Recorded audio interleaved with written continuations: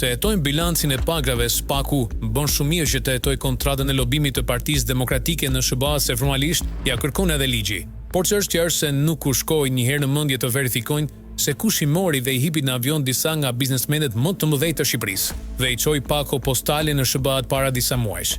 Çfarë bënin biznesmenët atje? Ku qëndruan? A kanë bërë fundraising me stil ankandi, ku ngritën dorë njëri pas tjetrit duke deklaruar shumën e donacionit, sa para u mblodhen? Për çfarë u paguan ato dhe ku vajten?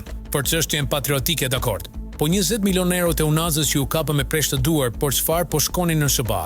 Po 90 milion euro që do të shkojnë beut të Tuslas, George Kajserit, një nga donatorët kryesorë të Obamës dhe Joe Bidenit, ku do të shkojnë? George Kajseri është ai që ka tigrat e Vlorës. Bilanci i pagesave ka shumë komponent, po hyret e hetosh të gjen belaja.